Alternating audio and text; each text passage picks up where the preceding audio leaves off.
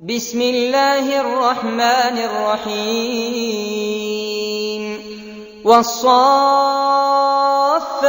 صفا فالزاجرات زجرا فالتاليات ذكرا إن إلهكم لواحد رب السماوات والأرض وما بينهما ورب المشارق إنا زينا السماء الدنيا بزينة الكواكب وحفظا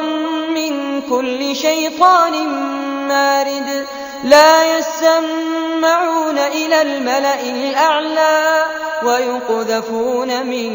كل جانب دحورا ولهم عذاب واصب إلا من خطف الخطفة فأتبعه شهاب ثاقب فاستفتهم أهم أشد خلقا أم من خلقنا إنا خلقناهم من طين لازب بل عجبت ويسخرون وإذا ذكروا لا يذكرون وإذا رأوا آية يستسخرون وقالوا إن هذا إلا سحر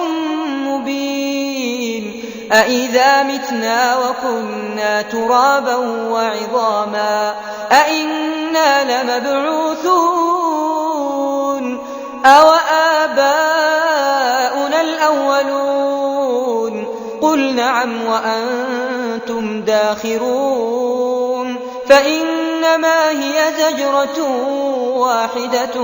فإذا هم ينظرون وقالوا يا ويلنا هذا يوم الدين هذا يوم الفصل الذي كنتم به تكذبون احشروا الذين ظلموا وأزواجهم وما كانوا يعبدون من دون الله فاهدوهم إلى صراط الجحيم وقفوهم إنهم مسؤولون ما لكم لا تناصرون بل هم اليوم مستسلمون وأقبل بعضهم على بعض يتساءلون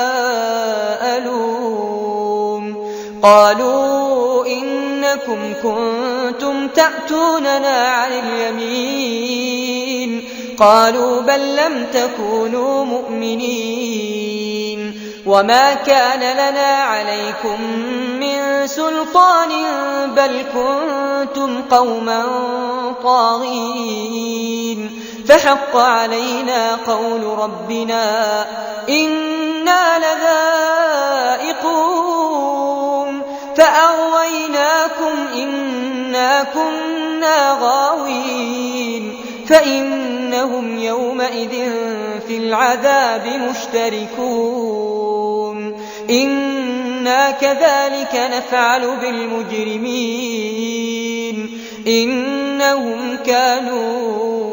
إذا قيل لهم لا إله إلا الله يستكبرون ويقولون أئنا لتاركو آلهتنا لشاعر مجنون بل جاء بالحق وصدق المرسلين إنكم لذائق العذاب الأليم وما تجزون إلا ما كنتم تعملون إلا عباد الله المخلصين أولئك لهم رزق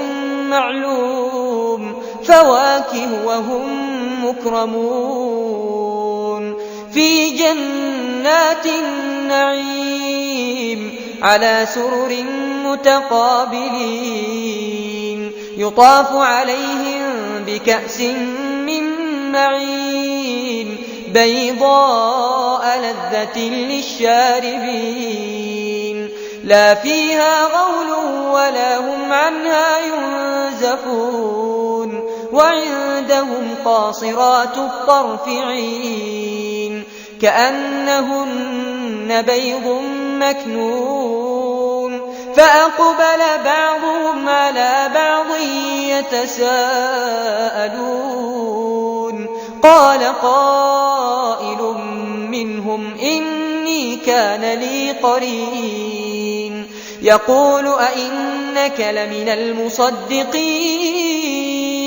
أئذا متنا وكنا ترابا وعظاما أئنا لمدينون قال هل أنتم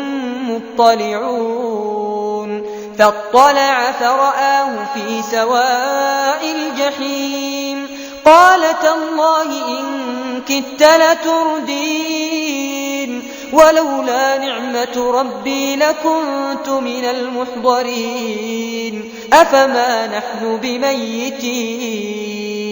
إلا موتتنا الأولى وما نحن بمعذبين إن هذا لهو الفوز العظيم لمثل هذا فليعمل العاملون أذلك خير نزلا أم شجرة الزقوم إنا جعلناها فتنة للظالمين إنها شجرة تخرج في أصل الجحيم طلعها كأنه رؤوس الشياطين فإنهم لآكلون منها فمالئون منها البطون ثم إن لهم عليها لشوبا من حميم ثم إن مرجعهم لإلى الجحيم إنهم ألفوا آباءهم ضالين فهم على آثارهم يهرعون ولقد ضل قبلهم أكثر الأولين ولقد أرسلنا فيهم منذرين فانظر كيف كان عاقبة المنذرين إلا عباد الله المخلصين ولقد نادانا نوح فلنعم المجيبون ونجيناه وأهله من الكرب العظيم وجعلنا ذريته هم الباقين وتركنا عليه في الآخرين سلام على نوح في العالمين إنا كذلك نجزي المحسنين